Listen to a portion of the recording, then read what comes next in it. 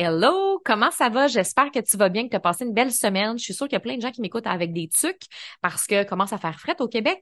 Puis c'est drôle, hein, parce qu'en ce moment, sur Instagram, toutes les trends qui marchent bien, puis les musiques populaires, c'est toutes des tunes de Noël. Puis moi, là, ça, je le file un peu moins. J'ai de la misère à mettre des tunes de Noël parce que ici, au Costa Rica, on n'est pas tant dans l'ambiance des fêtes. Il y a des sapins, mais un sapin en plein milieu de la jungle, là, c'est un peu bizarre. Un sapin à travers des palmiers. On dirait que moi, le Père Noël en surf, je l'ai jamais vraiment filé, ce Père Noël-là. Mais en même temps, je suis vraiment contente puis vraiment heureuse parce que je tombe en vacances à partir de jeudi et ma famille s'en vient passer Noël avec nous au Costa Rica. Ça va être la première fois qu'on vit un Noël en famille au Costa Rica puis que mon neveu puis ma nièce aussi vont vivre un Noël à l'extérieur, puis qu'ils vont même voyager. Fait que c'est super excitant. Mon beau-frère, ma belle-sœur s'en viennent avec mon neveu, ma nièce puis ma mère et on va fêter Noël ensemble. Ça va être incroyable. Et d'ailleurs, c'est le dernier épisode de la saison. C'est pour ça que je te fais mon bilan aujourd'hui parce qu'après, je pars en vacances et je vais avoir 3 semaines de congé, un petit peu plus. Fait que je vais revenir avec mon prochain épisode de podcast, la nouvelle saison, le 9 janvier 2024. Fait que c'est le temps pour moi de te faire mon bilan. Je me suis assise avec mon cahier de notes sur la plage. J'ai ressorti vraiment mes bons coups, mes moins bons coups, mes succès, mes échecs de l'année. Je t'ai sorti cette année vraiment mes 3 flops et mes 3 tops de l'année. J'avais tellement de choses que j'aurais pu te parler, mais à un moment donné, je choisis qu'est-ce que je considère qui peut avoir de l'impact aussi pour toi, puis peut-être ça va te faire réfléchir. Envie de te parler un peu des choses que j'ai vécues qui n'ont pas toujours été faciles. Et je me permets de dire le mot échec aussi cette année parce que tu sais, souvent, je sais pas toi si ça t'est déjà arrivé, mais moi, des fois, ça m'arrive que les gens me disent, dis pas le mot échec, c'est apprentissage. Puis là, j'ai juste envie de faire une baffe à la personne. Puis c'est pas méchant, mais c'est comme, moi, j'aime dire le mot échec. Parce que quand tu es en train de vivre quelque chose de difficile, t'es pas en mode apprentissage. En tout cas, moi, je le suis pas. Je suis pas faite de même.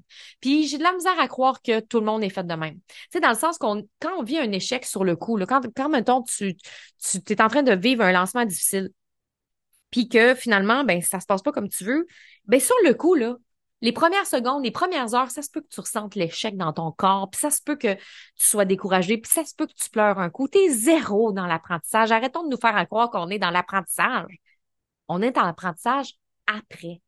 Une fois qu'on a passé et qu'on a canalisé tout ça, une fois que la marde est passée, là, on peut être en mode apprentissage. Fait que quand moi, les gens me disent l'échec n'existe pas, ben non, j'embarque pas là-dedans parce que pour moi, l'échec existe, mais après, tu peux décider qu'est-ce que tu en fais. Et c'est là que tu peux transformer l'échec en apprentissage ou transformer l'échec en quelque chose de plus négatif. Puis moi, ça se transforme toujours en succès parce que les flops que je vais te partager sont devenus mes plus grands tops de 2023. C'est ça que je trouve beau. J'ai vécu une année qui a été difficile, j'ai vécu une année qui a été chaotique, beaucoup de montagnes russes émotionnelles. Ça n'a pas été particulièrement facile. Je me suis même demandé si j'avais encore le goût d'avoir une business.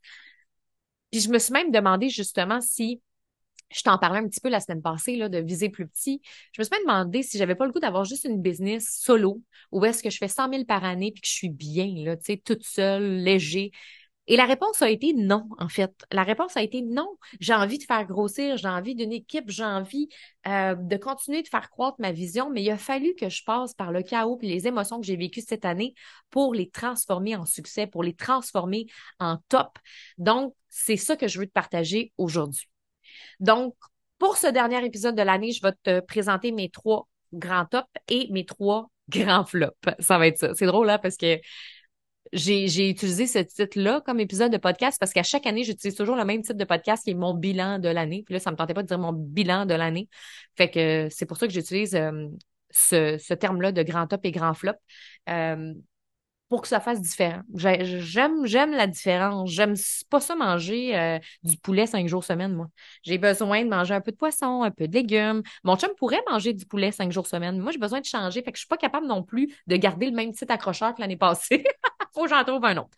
OK, on commence. Fait qu'on va commencer avec mes 3 flops de l'année. Flop numéro 1, j'ai fait du déni financier.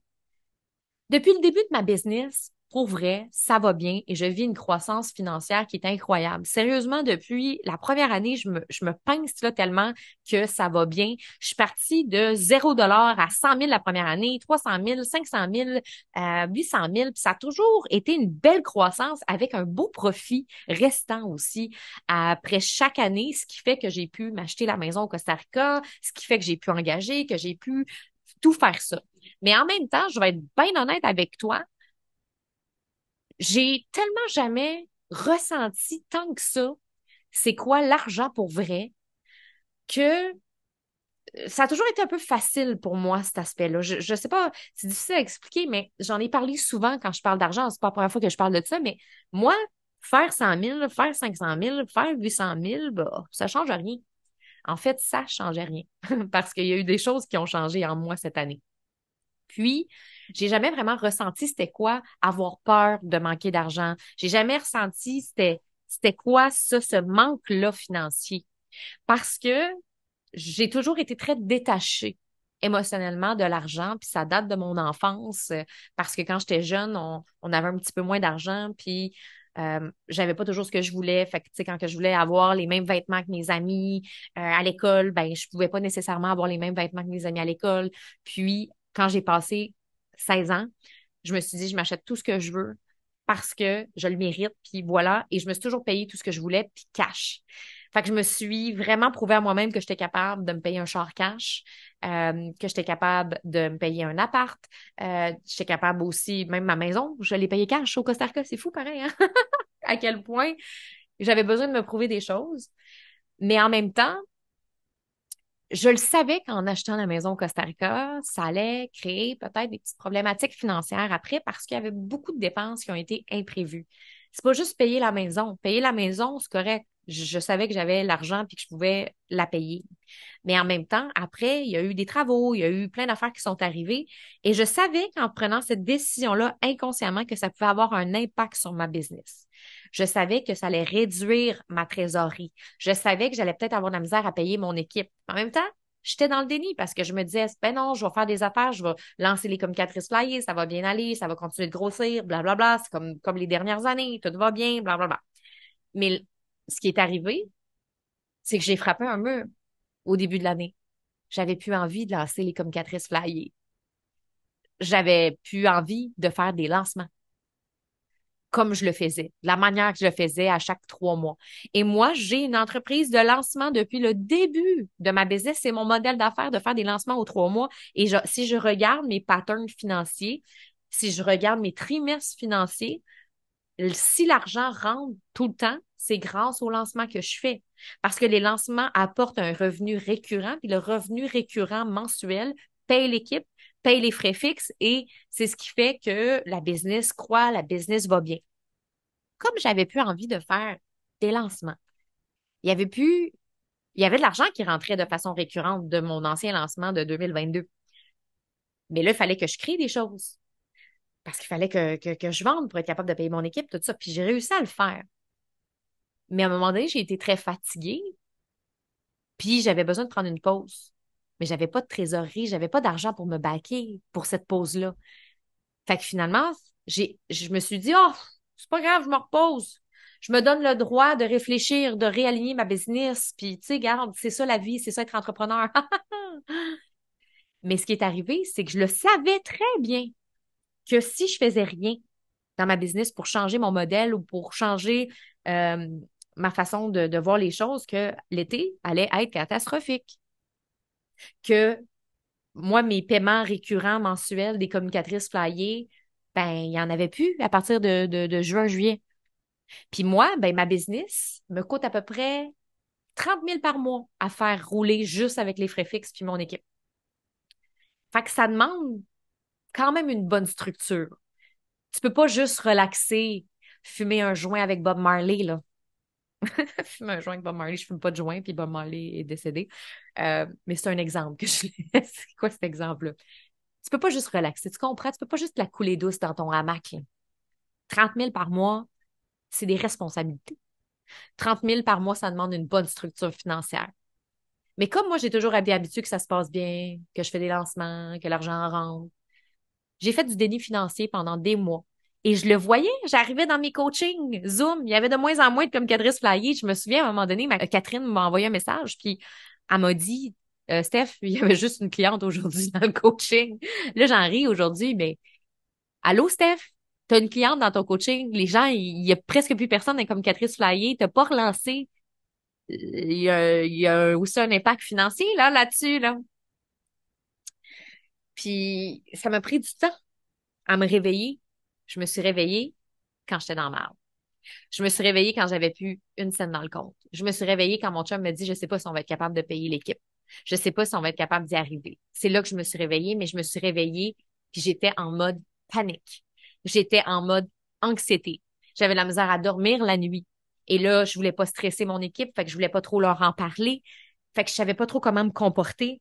Et là, ça faisait en sorte que j'étais une mauvaise boss. J'étais pas une bonne blonde. Ça a fait ressortir le pire de moi, cette partie-là, cette année. Parce que j'ai fait du déni, je le savais depuis février que si je lançais pas quelque chose de solide, si je relançais pas les communicatrices flyées rapidement, que ça allait avoir un impact sur mes revenus récurrents. J'ai quand même lancé des choses dans l'année, structure sacrée, tout ça. Puis tu sais, on a quand même fait un bon chiffre d'affaires, mais j'avais beaucoup de dépenses aussi cette année. C'est ça l'affaire, c'est que si on regarde juste le chiffre d'affaires, c'était bon, là. J'ai fait à peu près, je pense, un demi-million cette année. J'ai pas encore les chiffres exacts, sauf que j'ai fait beaucoup de dépenses. J'ai invité la gang de mon mastermind au Costa Rica. J'ai invité mon équipe au Costa Rica. Il y a eu beaucoup de dépenses. Puis moi, puis Phil, ça nous a coûté cher, les voyages, les Airbnb, tout ça. Et je le savais en février, inconsciemment, que si je faisais pas des moves tout de suite, j'allais brailler plus tard. Et c'est ce qui est arrivé. J'ai braillé. J'ai braillé, j'ai souffert, j'ai vécu l'anxiété. Ça a affecté toutes les sphères de ma vie. C'était pas facile. Je me suis demandé à un moment donné si j'allais pas faire une dépression. Finalement, j'ai pas fait de dépression. Ben, en tout cas, je sais pas si je n'ai fait une dans les passés. Mais bref, j'ai vécu un moment qui a été difficile. Je me suis quand même sentie assez seule, mais c'est de ma faute si je me suis sentie seule parce que je suis bien entourée de gens incroyables. Mais j'avais pas le goût de déranger, puis je pense que je suis encore cette femme qui croit qu'elle est tellement forte que des fois, je m'empêche de montrer une certaine vulnérabilité. Il y a des choses pour lesquelles c'est facile. Pour moi, il y a plein d'affaires que je peux montrer ma vulnérabilité. Là, je suis une fille qui partage beaucoup de choses personnelles, beaucoup de difficultés, puis tout ça, mais il y a une petite partie, je pense, de fierté que j'osais, je sais pas, que je voulais pas perdre comme. Tu sais, ma business a toujours bien été depuis le début. Fait que les gens aussi m'admirent beaucoup pour mon succès. Fait que c'est comme si je voulais pas partager cette partie-là de moi. Puis en même temps, je me sentais pas nécessairement prête. Je savais pas comment en parler. Puis quand j'en ai parlé à un moment donné à mon équipe, j'ai l'impression d'avoir fait un peu tout croche. Puis finalement, au final, j'étais trop dans le manque à ce moment-là. J'étais trop dans mes peurs. J'étais trop dans mon anxiété. Fait que, bref, tout ça pour dire que ça a été super difficile pour moi. Puis Mélissa Normandin-Roberge m'a appelé dans l'été pour savoir si je voulais faire les paillettes, le bal des paillettes, puis que je monte sur le stage. À ce moment-là, je vais être super honnête, j'étais vraiment pas dans une belle période, puis je savais même pas si j'allais avoir encore mon équipe rendue en septembre. J'ai accepté avec grand plaisir parce que j'aspirais à ça puis tout ça, mais il y avait une partie de moi qui me disait, si je suis pas incroyable sur le stage, je perds tout. Hey, c'est fou, hein? J'ai dû faire des, j'ai dû faire des alignements énergétiques. J'ai dû travailler beaucoup sur moi parce que je me sentais un peu comme, et là, je te partage des choses super personnelles. Je me sentais un peu comme Michel Courtemanche. Je sais pas si tu le connais, mais c'est une personnalité au Québec. Il y a de ça plusieurs années. Il s'est effondré sur le stage, puis après, il a arrêté de faire de la scène pendant des années parce qu'il a vécu une grosse anxiété de performance. Je me sentais dans cette anxiété-là. Je me voyais m'effondrer sur le stage. J'étais tellement dans une énergie de peur, j'étais tellement dans une énergie de manque que j'avais peur que mon moment sur le stage soit un flop puis que je perde tout ce que j'ai bâti depuis les dernières années, tu sais. Et tout ça parce que j'ai fait du déni financier en février. Aujourd'hui, je suis contente parce que finalement, je me suis relevée de ça puis ça va faire partie de mes tops. Mais j'avais besoin de t'en parler parce que j'ai toujours été la fille qui se califie de l'argent, là, tu sais.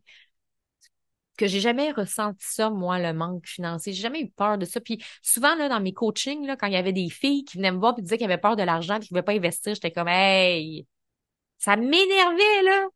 Maudit que ça m'énervait.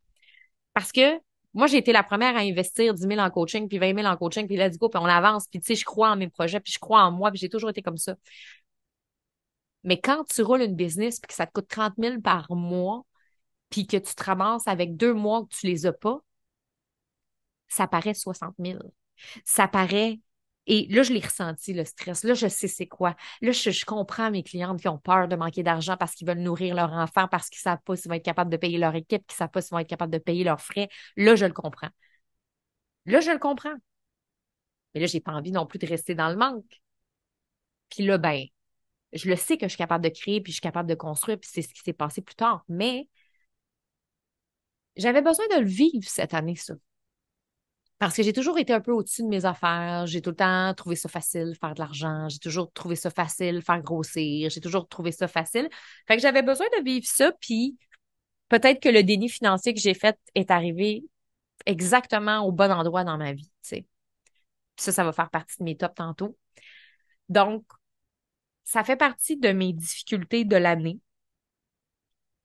Puis j'en ressors très grandi de ça.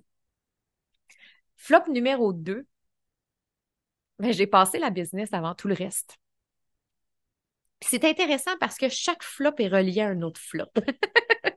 C'est intéressant de voir à quel point tout est interrelié. J'ai fait du déni financier, fait que ça fait en sorte que je me suis mis à travailler comme une malade dans ma business. Quand j'ai réalisé que j'étais dans la merde. Parce que, tu sais, j'ai quand même eu des moments de repos au début de l'année, puis j'étais bien là-dedans, puis je me faisais à croire que tout allait bien, puis que, tu sais, je veux dire, une business peut pas rouler toute seule si tu fais rien, là. Tu sais, je veux dire, à un moment donné, il y a eu ça aussi, là, que je veux dire, j'étais vraiment dans mon monde, là. J'étais vraiment beaucoup dans mon énergie féminine aussi, là, tu sais. Puis, ça fait en sorte que, quand j'ai réalisé que, vite, Steph, faut que tu te retrousses les manches, puis que tu crées des choses, puis ben là, je travaillais 60 heures semaine. Je travaillais le matin, je me levais à 6 heures du matin, puis je finissais de travailler des fois à 10 heures le soir, puis je travaillais le week-end, puis je travaillais non-stop, comme dans mes débuts, comme dans le temps que je travaillais à TVA, là, tu sais. J'ai travaillé, j'ai travaillé, j'ai travaillé, j'ai travaillé, j'ai travaillé, j'ai travaillé parce que je voulais sauver ma business. En même temps, je le sais que c'est parce que j'étais en mode survie. On dit qu'une mère ferait tout pour son enfant, puis qu'une mère en mode survie pourrait faire des choses qu'elle se serait jamais imaginé faire. Mais moi, je pense que c'est la même affaire que j'ai vécue. J'étais tellement en mode survie que j'aurais pu ne pas dormir pendant une semaine juste pour sauver ma business. J'étais tellement en mode solution, en mode créativité, puis il y a eu quelque chose de beau là-dedans. C'est pas juste du lait, là. Oui, ça a fait en sorte que ça a brisé certaines, ben pas, non, ça n'a pas brisé des relations, que ça a secoué des relations, pas brisé parce que ça s'est réparé, mais ça a secoué des relations. Mais en même temps, il y avait quelque chose de quand même beau de voir que quand tu te mets en mode solution puis création, tu peux réaliser des grandes et des belles choses. Une mère qui veut être capable de payer son épicerie va tout faire pour être capable d'avoir de la nourriture pour ses enfants à la fin du mois. Elle va y arriver, c'est sûr qu'elle va y arriver. C'est sûr, sûr, sûr qu'elle va y arriver. Fait que c'est sûr qu'en étant dans ce mindset-là, il y a eu du laid, mais il y a eu du beau parce que j'y suis finalement arrivée. Mais en même temps, j'ai fait tellement passer la business avant tout le reste que j'ai perdu mon harmonie, que j'ai perdu, je me suis éloignée de beaucoup de choses, tu sais. Fait que ça a été mon flop numéro 2. Flop numéro 3, les médias sociaux ont pris trop de place cette année. Puis ça, ben, je t'en ai parlé beaucoup, fait que je pense que c'est pas une nouveauté pour toi que je te parle de ça. J'en ai parlé toute l'année que les médias sociaux me faisaient quand même un peu chier. Quand même beaucoup.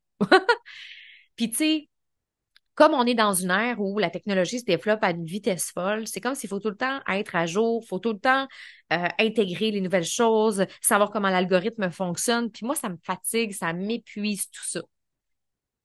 Puis ça a pris beaucoup de place, les médias sociaux cette année, les stories, les publications. J'ai l'impression pour vrai que je passais 40 heures sur mes médias sociaux, là, tu sais. 40 heures à travailler pour mes médias sociaux. J'avais l'impression que ma vie, c'était les médias sociaux. Puis tu sais, on me dit souvent, mais t'es entrepreneur en ligne, fait qu'entrepreneur en ligne, ça vient avec le fait d'être sur les médias sociaux. Oui, mais pas à n'importe quel prix, puis pas à n'importe quel coût. Puis j'en ai payé. J'en ai perdu de l'énergie. Ça m'a coûté cher par moment parce que je perdais certaines choses. Fait que, tu sais, c'est clair que les médias sociaux ont pris de la place cette année.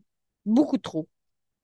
Puis, je l'ai parlé dans mon autre épisode, mais cette année, je décide de déléguer. une bonne partie des médias sociaux parce que j'ai besoin de me retrouver, de me reconnecter, euh, puis de pas mettre toute mon énergie là-dessus. Ma business peut marcher sans que je passe ma vie sur les médias sociaux. Puis tu sais, j'ai rencontré beaucoup d'entrepreneurs qui ont des modèles d'affaires différents de moi. Ça m'a amené dans d'autres perspectives, tu sais, entre autres au cercle d'excellence. Il y a des gens qui utilisent pas beaucoup les stratégies de contenu pour réussir puis pour faire grossir leur business. Oui, quand même un peu, mais pas. C'est comme si moi, les stratégies de contenu, ça représente tellement la stratégie de contenu, pour moi, c'est ça qui fait que ma business grossit. Puis j'aime ça, avoir des stratégies de contenu, sauf que la vérité, c'est pas à n'importe quel prix. Pas au prix de ma santé, pas au prix de mes relations. Puis ça a été un peu ça cette année. J'avais l'impression que les médias sociaux prenaient trop de place. Puis je me sentais obligée d'être sur les médias sociaux, obligée de faire des stories. Puis une personne qui m'inspire beaucoup dans les médias sociaux, je la nomme, là, c'est François Lemay. François Lemay, c'est quelqu'un qui est très, très proche de sa communauté et pourtant, il n'est pas souvent sur les médias sociaux. Oui, il y a des publications qu'il crée à l'avance, puis peut-être que les gens ont l'impression qu'il est là, mais la vérité, c'est qu'il passe pas beaucoup de temps à faire des stories, puis il est pas très connecté à son téléphone. Mais quand il arrive puis il fait un live, il y a une communauté qui est très tissée serrée, puis il réussit à vendre ses produits et ses services. Puis tu sais, comme pour moi, ça a été quand même une belle influence, puis ça a été une belle prise de conscience aussi de le voir aller par rapport à ça, puis de voir qu'on peut être un leader de cœur qui réussit bien sans passer sa vie sur les médias sociaux. Je vais continuer d'avoir une stratégie de contenu, mais je vais déléguer beaucoup. Puis tu sais, j'aime quand même créer, mais pas à tout prix. Donc, ça, c'est mon autre flop aussi d'avoir été servante, on dirait, des médias sociaux. J'ai l'impression d'avoir été la servante des médias sociaux, tu sais. Être obligée de créer parce que c'est ça qu'il faut faire, tu sais. Fait que j'ai vraiment déjà commencé à m'éloigner de ça, puis à déléguer, puis à voir comment est-ce que je peux positionner mes choses différemment. On va aller vers mes tops maintenant, parce qu'il y avait quand même des choses difficiles à raconter dans ce que je t'ai raconté, mais je trouvais ça important, puis c'était déjà clair pour moi que j'allais t'en parler. J'avais pas beaucoup parlé autant de mon flop financier dans mes autres épisodes parce que j'étais en train de me relever, puis j'avais besoin de... Tu sais, des fois dans la vie, on n'est pas prête à parler de certaines choses, puis moi, je respecte ça. Je respecte ça avec mes clientes, tu sais, je suis dans la prise de parole, je respecte ça. Il y a des moments puis il y a des timings pour parler de certaines choses. C'était pas le temps de parler de mes problèmes financiers en septembre quand j'étais en pleine dedans puis que je trouvais ça difficile. Mais là, aujourd'hui, de t'en parler, c'est parfait parce que j'ai réussi à me relever, j'ai appris des leçons puis là, je suis contente. Puis d'ailleurs, mon numéro un top, c'est justement, je me suis relevée avec brio. La plus grande gloire n'est pas de ne jamais tomber, mais de se relever à chaque chute. Ça, c'est Confucius qui disait ça. Tu peux tomber, tu vas tomber, mais relève-toi. Puis quand j'étais dans mon moment le plus noir, mon moment le plus dark, mon moment le plus difficile où j'ai fait énormément d'anxiété, j'ai recommencé à faire des crises de panique, chose que j'avais pas fait depuis des années. À un moment donné, j'ai eu quelque chose qui est passé à travers moi qui s'est dit non, t'es capable. T'es capable de te relever de ça. T'es capable de te relever de ça parce que tu vas être encore plus forte, tu vas être encore plus grande, tu vas avoir encore plus d'impact. Puis quand je me suis convaincue de ça à l'intérieur de moi, c'est là que j'ai commencé à trouver des idées, des vraies idées alignées. C'est là que j'ai commencé à trouver des solutions. Puis je te dirais que le lancement des communicatrices flyées, s'il a été aussi beau, aussi puissant, c'est parce qu'il est né d'un dark moment. Les communicatrices flyées est né d'une zone sombre. Je me suis connectée à quelque chose de vraiment grand, mais j'étais pas dans ma meilleure période, mais j'y croyais tellement, puis c'était tellement un lancement qui était aligné à mon cœur, à mes valeurs, à ce que je souhaite pour l'avenir, que ça m'a tenue allumée. Puis c'est ce qui a fait que j'ai gardé un bon mindset, même dans les moments où c'était difficile, même dans les moments où mon chum me disait, je sais pas si on est capable de payer l'équipe. Moi, j'étais comme, je le file, j'y crois, je sais qu'on va y arriver, je sais, tu sais, je le sentais, c'est bizarre, c'est pas bizarre, mais je le sentais tellement dans mon corps que ça allait marcher. Je le sentais tellement dans mon cœur aussi que ça allait marcher que oui, il y avait des jours difficiles, il y avait des jours où je pleurais, il y avait des jours où je faisais justement des crises de panique, mais il y avait tout le temps une étincelle à l'intérieur de moi qui disait accroche-toi, accroche-toi. Tu vas te relever de ça encore plus forte. Donc oui, j'ai travaillé soir, nuit, week-end. Ça a fait partie de mes flops, mais en même temps, J'ai repositionné mon message, j'ai créé un lancement incroyable et j'ai restructuré mon entreprise pour créer quelque chose d'encore plus beau. Donc, ça a vraiment été bénéfique, tout ce que j'ai vécu. Puis je suis contente parce que j'ai l'impression d'avoir créé une identité encore plus solide. J'ai l'impression d'être devenue plus solide de cette expérience-là. Et ça m'a fait réaliser que, Colin, on peut tout réaliser, les entrepreneurs. On a cette chance-là qu'on peut reprendre une feuille blanche puis recréer n'importe quoi from scratch. En septembre, j'avais presque 0 $ dans mon compte. J'étais sur ma marge de crédit. Puis, quelques semaines plus tard, je faisais un des plus beaux lancements que j'ai jamais fait à 300 000. Où est-ce que là, j'ai restabilisé l'entreprise? C'est fou de réaliser à quel point on peut vraiment, vraiment être dans un moment de vie difficile, puis quelques semaines plus tard, on peut complètement changer notre parcours. Fait qu'à quelque part, je suis fière de ça, puis je suis contente d'avoir vécu aussi les difficultés pour montrer le nouveau chemin que j'ai envie d'emprunter. Si tu es dans une période qui est plus difficile présentement, dis-toi que tu as le pouvoir de tout recommencer, de tout réécrire sur une feuille blanche et que cette feuille blanche-là soit à la hauteur de la femme incroyable et puissante que tu es. Donc, mon plus beau top, c'est de m'être relevée avec brio. Numéro 2, j'ai parlé sur les stages de mes rêves cette année. C'est pas rien, là. J'ai eu la chance d'être sur un stage en France devant plus de 500, 600 personnes. Je me souviens plus, on était combien. Je l'ai déjà dit dans un autre épisode. J'ai eu la chance de parler à la Z à Québec sur le stage de l'Académie Zéro Limite. J'ai eu la chance d'être sur le stage de Mélissa Normandin-Roberge. C'est incroyable. Je suis reconnaissante. Je suis full gratitude de ça. C'était mon rêve. J'ai tout réalisé ça dans une année. Je suis vraiment contente.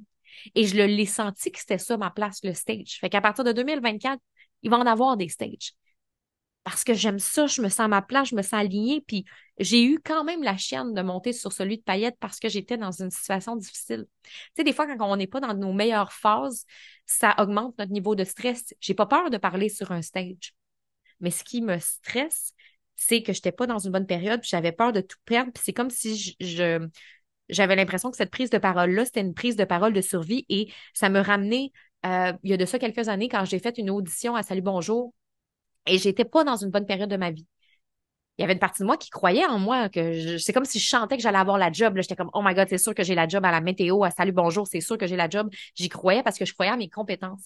Mais j'étais tellement pas dans une bonne phase de vie que dans ma tête, je me disais, j'ai pas le choix de l'avoir parce que c'est ma survie. J'ai pas le choix de l'avoir parce que sinon je serais pas heureuse. C'est comme si j'associais tout là-dessus. Et j'ai tellement concentré mon énergie là-dessus que c'était tellement gros pour moi que quand je suis arrivée en audition, j'étais mauvaise. Puis c'était pas la première fois là, que j'avais à présenter la télé, que j'avais présenté la météo. Là. Je l'avais faite pendant des années. Mais je mettais tellement de pression sur ce moment-là que c'est ce qui a fait que j'ai vécu de l'anxiété puis du stress, puis j'avais peur de revivre la même affaire sur le stage de paillettes, de me mettre tellement de pression à être bonne, de me mettre tellement de pression parce que c'était comme un moment important pour moi que finalement, je réussisse pas. Fait qu'il a fallu vraiment que je travaille sur moi. Il a vraiment fallu que je fasse du travail énergétique, que je fasse des recadrages. J'ai vraiment travaillé mon mindset. Puis finalement, je suis arrivée en arrière du stage et j'étais une machine. Dans le sens que j'avais même pas peur, j'avais même pas de stress. C'est la première fois de ma vie que je ne ressentais pas le cœur qui palpite en arrière du stage comme d'habitude. D'habitude, je le ressens toujours, l'espèce de cœur qui palpite. Puis c'est correct, ça m'amène un bon stress qui se transforme en excitation. Mais là, j'étais comme j'ai tellement retravaillé sur mon mindset, puis j'ai tellement recadré mes affaires que j'étais vraiment dans une bonne énergie. Puis finalement, en fait, ce qui m'a aidé, c'est d'aller détruire un peu la croyance que j'allais tout perdre si je faisais pas une bonne prise de parole. Parce que ça venait me créer beaucoup d'anxiété, de stress. Mais quand je me suis dit, ah, c'est pas grave, même mettons ta manque, là, ben écoute, ça va te faire une méchante belle conférence. Puis là, je me suis mis à m'imaginer des scénarios un peu catastrophes, puis en même temps, je me dis, ça se peut pas. Ça se peut pas que ça m'arrive, tu sais, ça se peut pas. Mais si ça arrive, maudit que ça va être hot en conférence d'entreprise après. Wow! La fille, elle se plante sur le stage des paillettes. Wow! La plus belle leçon ever. Puis on dirait que je me suis comme tellement fait rire avec ça que ça m'a apaisée, allégée. Et finalement, j'ai été performante sur toutes les stages que j'ai parlé, tu sais. Fait que ça, je suis vraiment fière de ça. Je suis vraiment contente parce que je l'avais manifesté puis ça s'est réalisé. Top 3. J'ai trouvé la structure à succès pour mon entreprise. Ça fait, on dirait des années, j'ai l'impression de restructurer, restructurer, restructurer, restructurer. Puis, tu sais, ça fait partie de la vie d'une business, d'optimiser, de restructurer. Mais j'ai l'impression que je restructurais parce que j'étais toujours insatisfaite de ma structure. Puis cette année, j'ai vraiment trouvé ma structure de rêve pour mon entreprise. C'est vraiment venu se peaufiner, se clarifier à la fin de l'année. Fait qu'on va commencer l'année avec cette nouvelle structure-là. Et là, je suis vraiment excitée parce que je sens vraiment que ça va avoir un impact positif pour tout le monde. C'est la première fois que je le file autant. C'est la première fois que je le ressens autant que, wow, ça va être une structure incroyable qui est vraiment euh, alignée puis assise sur mes valeurs. Cette structure-là, elle est vraiment alignée avec ce que je veux, ce que je souhaite, ma vision, les valeurs de ma business. Puis je le sens vraiment à quel point ça va avoir un impact positif, à quel point cette année, ça va être une année de plaisir, de fun. Je le sens vraiment. Pour la première fois, je fais des contrats à mon équipe. Tu sais, j'ai jamais fait de contrat de ma vie, mais ça va me protéger, je le sais, parce que je suis une fille qui parle beaucoup. Je suis une fille qui est une visionnaire rêveuse. Je dis beaucoup de choses. Puis ça peut m'arriver de faire des promesses qui vont changer en cours d'année. Pas parce que je tiens pas mes promesses, mais parce que je suis une fille qui est excitée, qui est enthousiasme. Donc des fois, je vais faire, hey, on va faire telle affaire dans le business, on va faire telle affaire, ou tu vas pouvoir faire telle affaire, puis ta, ta, ta. Puis là, finalement, je change mon idée parce que je change d'idée aux 3 mois. Et finalement, ben, je réalise que je déçois des gens autour de moi. Et en faisant des contrats avec mon équipe, en ayant une structure très claire, en sachant exactement où est-ce qu'on s'en va, ben, ça va aider autant les autres que moi-même. Parce que je me sens mal quand je tiens pas mes paroles. Je me sens mal quand je tiens pas mes promesses parce que j'ai changé mon mood ou ma vibe. Puis je le sais qui je suis, là. Je commence à comme pas mal me comprendre puis me connaître. Donc, là, j'ai vraiment créé une structure qui va être bonne pour tout le monde, qui va aider tout le monde, qui va être le fun. Cette année aussi, il va y avoir une façon de récompenser mon équipe. Tu sais, ça va être vraiment trippant, là. J'ai vraiment, vraiment hâte de commencer la nouvelle année. En même temps, je suis aussi contente de partir en vacances, mais je sens que tout ce que j'ai vécu comme marde l'année passée va m'amener à vivre la meilleure année de ma vie l'année prochaine. Puis je suis comme super émotive à t'en parlant parce que je le file vraiment. Puis quand je file quelque chose vraiment, ça se passe toujours. Exactement comme quand j'ai filé que le lancement allait être incroyable. J'avais des pensées, des fois, qui étaient négatives. Je vivais du stress, je vivais de l'anxiété, puis des fois, il y a des jours où je me demandais si ça allait marcher. Mais intérieurement, corporellement, je le filais, je le sentais, puis là, je le sens que 2024 va être une année incroyable à tous les niveaux de ma vie. Je sens que ça va être une des plus belles années de ma vie parce que je suis vraiment en train d'aller toucher à une harmonie entre ma vie personnelle, ma vie professionnelle. Puis ça demande une belle grosse structure de plaisir que quand ça c'est fait, mais surtout quand c'est suivi. Parce que là, le problème, des fois, c'est qu'on le suit pas parce qu'on trouve d'autres idées meilleures, puis d'autres choix. Et moi, c'est ça ma faiblesse. C'est que je pars vite dans une autre idée, je pars vite avec un nouveau concept, je change rapidement d'idée de choix. Et c'est de la fuite. Donc, là, je suis tannée. Je suis tannée de fuir. J'ai le goût d'affronter. J'ai le goût d'accompagner mes peurs cette année, puis comme vraiment, là, de suivre mon plan. De suivre mon plan à la lettre. Puis d'être capable de l'optimiser, mais sans le modifier. Ça va être ça mon défi, mais en même temps, j'ai le goût de le réaliser. Donc, c'est ça que je voulais te partager aujourd'hui avec mes flops et mes tops. J'espère que ça t'a inspiré. J'ai été super vulnérable avec toi. J'avais le goût d'être transparente. Il y avait bien des choses que j'avais hâte de te parler parce qu'il y a bien des choses que j'ai retenues pour moi, mais que j'avais besoin de faire ce cheminement-là quand même parce que j'étais pas prête à m'en parler de ça quelques mois parce que j'étais encore trop dans mes difficultés. Puis dans ce temps-là, on n'est pas les meilleurs leaders quand on est là-dedans.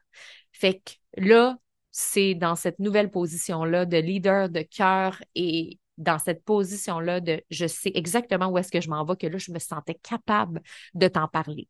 Fait que voilà, j'espère que ça t'a allumé des cloches, que peut-être que ça va avoir un impact même sur ta prochaine année. Je te souhaite vraiment une belle fin d'année. Joyeux Noël.